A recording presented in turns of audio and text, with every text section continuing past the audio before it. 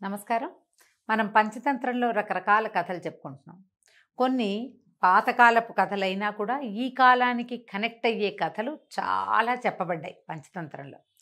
కొన్ని ఆ కాలపు గాథలు ఈ కాలానికి పెద్దగా ఉపయోగపడవు. కానీ వీటిల్లో కూడా కొన్ని నీతి ఉంటుంది, కొంత నీతి ఉంటుంది. కొన్ని రకాలు మనకి ఉపయోగపడే విషయాలు ఉండే అవకాశం కూడా ఉంటుంది. ఒక కొత్త కథ చెప్పుకుందాం. ఒక అడవిలోనట, అది అడవి అనకూడదు, ఒక పల్లెటూరికి చేరికగా ఉన్న ప్రాంతంలో దీనుడు అనే పేరున్న దీన అనే పేరున్న ఒక కుక్క ఉండేదట. ఆ కుక్కకి అది ఊర కుక్క. ఊళ్ళలో పడి తిరుగుతూ ఉండేది. ఈ అడవిలోను అటు ఊరు వైపుకి పల్లెటూరు వైపుకి తిరిగేది. ఏదైనా కోడో కొకిరాయో చిన్నదో పొన్నదో చిన్న చిన్న జంతువులు ఎలుకలో ఏమైనా దొరికితే ఆహారం, దొరకకపోతే డొక్కలో కాళ్ళు పెట్టుకుని ముడుచుకుని పడుకోవటం, ఈ తిరుగుతూ ఉండేది. దానికి ఈ ఊరి మీద విరక్తి పుట్టింది. ఏంటి సరిపడా ఆహారం దొరకట్లేదు, ఇవాళ కడుపు నిండా తిని రేపు కూడా ఎల్లుండి కూడా అవతలెల్లుండి కూడా కడుపు నిండా తినేంత దొరికే అవకాశం ఉండట్లేదు. ఇక్కడ దొరికితే దొరుకుతుంది, లేదు దైవాధీనం సర్వీసు. ఈ దైవాధీనం సర్వీసు నచ్చట్లేదు ఆ దీనుడికి. ఇట్లా కాకుండా ప్రతిరోజు ఆహారం దొరికే ఏదైనా ప్లేస్ చూద్దాం అనుకో. మనం ఇలాగే చేస్తాం. మనకి ఇక్కడ అన్ని రోజువారీ గడిచిపోతాయి, పర్వాలేదు, సేఫ్గానే ఉన్నాం, ఈ రోజుకి ఏం ప్రాబ్లం లేదు ఆయన ఉన్నా కూడా రేపు ఎల్లుండి అవతల ఎల్లుండి కోసమే ప్లాన్ చేసి కొత్త ప్లేసులకి వెళ్తాం. ఈ కుక్క కూడా అట్లాగే ఆలోచించి పట్నం వైపుకి వెళ్దాము, మరి అక్కడ పద్ధతులు వేరేగా ఉంటాయని ఎవరెవరో చెప్పుకున్నారు, అసలు బాగుంటుందో లేదో చూద్దామనుకుని ఊళ్ళో వాళ్ళందరూ కుక్కలు, దాని ఫ్రెండ్స్ అందరికీ, ఊళ్ళో వాళ్ళు అంటే ఊళ్ళో కుక్కలకి అనమాట, నేను వేరే చోటుకి వెళ్తున్నానని హింట్ ఇచ్చింది. కుక్కలని సరే ఎవరైనా ఒకళ్ళు వెళ్తుంటే ఓహో వీడు అమెరికా వెళ్తున్నాడని మనం చెప్పుకున్నట్టుగా ఓహో వీడు ఏదో పట్నం వెళ్తున్నాడని చెప్పుకున్నారు. సరే కుక్క పట్నం వైపుకి సాగిపోయింది. మధ్యలో ఏదో చిన్నది పొన్నది ఆహారం దొరికింది, తిన్నది. పట్నంలోకి వెళ్తే అక్కడ పట్నంలో చూసింది అది వరసగా ఇళ్ళు, ఇంచుమించుగా అన్ని ఇళ్ళకి ఒకటే ప్లాను, వాకిళ్ళు అవి చక్కగా తెరిచి ఉంటాయి, ఈజీగా లోపలికి వెళ్ళిపోవచ్చు. ఊళ్ళల్లో లాగా ఇంత పెద్ద వాకిలి, అవతలెక్కడో వంటిల్లు, అవతలెక్కడో ఇల్లు అలా కాదు ఇది. ఈ పట్టణంలో ఎలా ఉంది, అంటే గుమ్మం, వాకిల్ లేదు పాడలేదు, గుమ్మమే. ఒక జంపు చేసి లోపలికి వెళ్తే ఒక గద్దె దాటేసరికి వంటిల్లు, ఒక గంతు వేసి గట్టు మీదకి ఎక్కి ఏ ఆహారమైనా స్వీకరించవచ్చు, బాగుంది. అందుకని అదేం చేసింది, అటు ఇటు చూస్తే ఆ ఇంట్లో వాళ్ళు ఎవరో బిజీగా ఉన్నారు, అంత హడావిడిగా ఏం లేదు, చల్లగా ఆ ఇంట్లో దూరితే వాళ్ళు బోల్డని పదార్థాలు వండి పెట్టుకున్నారు. ఇది చక్కగా మూతి దూర్చి ఒక గిన్నెలో చకచక అన్నం తినేసింది. కడుపు నిండిపోయింది. రేవని తేనుపు కూడా వచ్చింది. ఓ భలే బాగుందని బయటకు వచ్చేసింది. బాగుంది. ఒకరోజు ఫుల్గా నిండిపోయింది. తర్వాత అదే సాయంకాలం అన్ని ఇళ్ళు చూసింది. ఇంచుమించుగా అన్ని ఇళ్ళు ఇలాగే ఆటే వాకిలి లేదు, జానాబెత్తడి వాకిలి, అది దాటంగానే గుమ్మంలోకి వెళ్ళి 10 అడుగులు అటు ఇటు వేసేసరికి వంటగది, వంట, భోజనం. పైగా వీళ్ళందరికీ ఒకటే వేళ వండటం. ఇంచుమించుగా అందరూ ఒకటే రకంగా తింటారు. ఇది మరీ బాగుంది. 2 రోజులు 3 రోజులు 4 రోజులు గడిచింది. ఇది రోజు ఏదో ఒక ఇంట్లో దూరటం, ఆ ఇంట్లో శుభ్రంగా పడి తినేసేసి బయటకు వచ్చేయటం. 5-6 రోజుల తర్వాత అనుకుంది, అబ్బా ఇది భూతల స్వర్గం రా నాయనా, ఎక్కడికి వెళ్ళినా ఆహారం దొరికేస్తుంది, ఎంతో హాయిగా ఉంది, ఇక మన ఊరి పేరు ఎత్తద్దు. ఎవరో చెప్పారు జననీ జన్మభూమిశ్చ స్వర్గాదపి గరీయసని. స్వర్గం ఇది, అదేం స్వర్గం, రోజు వెతుక్కోవటమే ఫుడ్కి, ఇక్కడ ఏం వెతుకులాట లేదు, లోపలికి వెళ్ళటం హాయిగా తినేయటం, ఎంత బాగుంది, చాలా బాగుంది, కాబట్టి మనం ఇక్కడే ఉందాం అనుకుంది. 5-6 రోజులు గడిచినాయి. 7వ రోజున ఇది ఈ పట్టణంలో రకరకాల సందులు తిరుగుతూ ఒక సందులోకి వెళ్ళింది, లోపలికి వెళ్ళింది. ఈ ఆహారం స్వీకారం అయిపోయింది, తినేసింది. అది అన్నం తినేసరికల్లా వాకిట్లో నుంచి తన స్వజాతిదే ఒక అరుపు వినపడింది. వాకిట్లో ఒక 5-6 ఊర కుక్కలు ఉన్నాయి.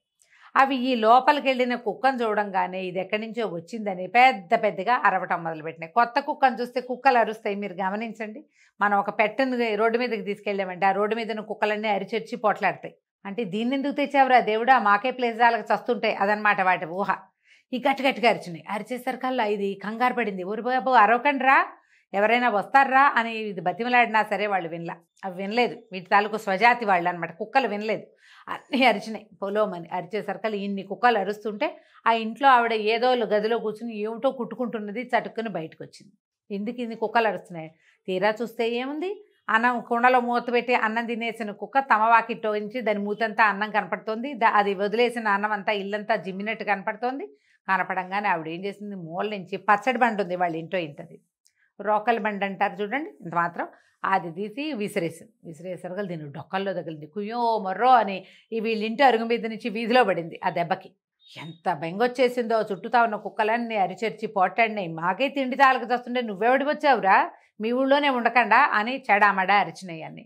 బతుకు జీవుడా అని బయటకు వచ్చింది కుక్క. ఏమైంది, ఇంట్లో ఆవిడేమో కర్రబెట్టి కొట్టింది, ఈ బయట ఉన్న కుక్కలన్నీ నానా తిట్లు తిట్టినాయి, నోటికో కండ చొప్పున పీకి పెట్టినాయి దీన్ని. ఒళ్ళంతా నెప్పులే. ఎట్టా కొట్టా బతుకు జీవుడా అని ఆ కుక్క అక్కడి నుంచి వచ్చేసింది. తర్వాత అనిపించింది, రోజువారీ ఆహారం దొరకపోయినా పర్వాలేదు, ఈ చావు దెబ్బలు ఎవడు భరిస్తాడు, ఈ దెబ్బలు భరించడం కష్టం కదా. అదేం చేసింది, మెల్లిగా తన ఊరు దారి పట్టింది. దారిలో ఏదో దొరికితే తిన్నది, లేకపోతే ఏ చెరువు దొరువు దగ్గర మూతి పెట్టి కాసిన మంచినీళ్ళు తాగింది. చాలే ఇవాళకి మన ఇంటికి వెళ్ళిపోతున్నాం అనుకుని ఊరు వచ్చేసాక దాని ప్రాణం నిమ్మలం వచ్చింది. అమ్మయ్య మన ఊరు చేరిపోయినరా దేవుడా అని ఒక ఇంటి వాకిట్లో ఒక మూల పడుకుంది. ఆ వీధిలో ఉన్న కుక్కలన్నీ చూసినాయి. అర్రే ఇదేదో టౌన్కి వెళ్ళింది కదా వచ్చిందని కుక్కలన్నీ చేరినాయి దీని దగ్గర.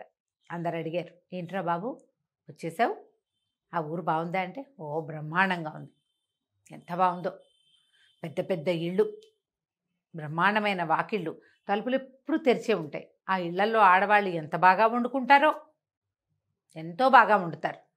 అక్కడ మంజాతి వాళ్ళు కూడా చాలామంది ఉన్నారు. వాళ్ళే చాలామంది ఉన్నారు కదా, మనం ఎందుకులే అక్కడ ఉండటం, అయినా మన ఊరు, మనం వెళ్ళిపోతే మన ప్రాణం హాయిగా ఉంటుంది, కొత్త ఊరు చూసాం వచ్చేసాం అని చెప్పి వెనక్కి వచ్చేసాను అని చెప్పింది. అది తెలుసుకుంది ఏంటంటే, మన సొంత ప్లేసు ఎప్పుడూ సేఫ్ దేనికైనా సరే. అందుకని పాత రోజుల్లో ఊళ్ళు అవి వదిలిపెట్టేవాళ్ళు కాదండి. ఈ పంచతంత్రాన్ని పాటించి కొత్త చోటకి వెళ్తే మనకి తెలియని తిప్పలు చాలా వస్తాయి.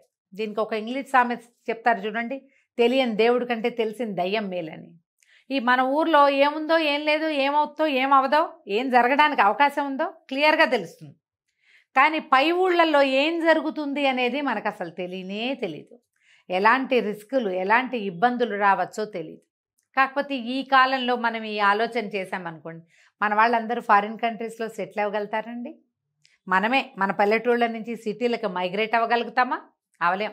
కానీ వచ్చిన కొత్తల్లో ప్రతి వాళ్ళకి ఎందుకు వచ్చానురా దేవుడా అనిపించదా? ఎప్పుడైనా ఒకసారైనా అనిపిస్తుంది కదా. అయితే పంచతంత్రం చెప్పని ఒక నీతి వాక్యం మనం ఏం చెప్పుకోవాలంటే, నువ్వు ఎక్కడికి వెళ్తావో, ఎక్కడికి వెళ్ళదలుచుకున్నావో అక్కడ ఏముందో వెళ్ళాక తెలుసుకునే ప్రయత్నం చెయ్యొద్దు. వెళ్ళక ముందే అక్కడ ఏముందో తెలుసుకో. వెళ్ళే లోపలే 4 తెలిసి పెట్టుకో. అది మనం చేస్తున్నాం ఇప్పుడు. ఫ్రెండ్స్ని వాళ్ళని వెళ్ళి కనుక్కుంటాం. ఏదైనా ఒక కాలేజీలో చేరాలి, వేరే ఊరు వెళ్ళాలంటే ఆ ఊర్లో కాలేజీలో మన ఊరు వాళ్ళు ఎవరున్నారో కనుక్కుని, ఎలా ఉంటుంది, ఫుడ్ బాగుంటుందా, అది బాగుంటుందా, ఇది బాగుంటుందా, షాపింగ్ బాగుంటుందా కనుక్కుంటాం. వేరే స్టేట్ మారేటప్పుడు కనుక్కుంటాం, కంట్రీ మారేటప్పుడు కనుక్కుంటాం. తెలివితేటలు వచ్చినాయి మనకి బాగానే. అందుకని మనం ఫారిన్ కంట్రీస్లో సెటిల్ అయిపోగలుగుతున్నాం. మన వాళ్ళు ఎంతమంది ఉన్నారండి, ఎన్ఆర్ఐలు చాలామంది ఉన్నారు కదా.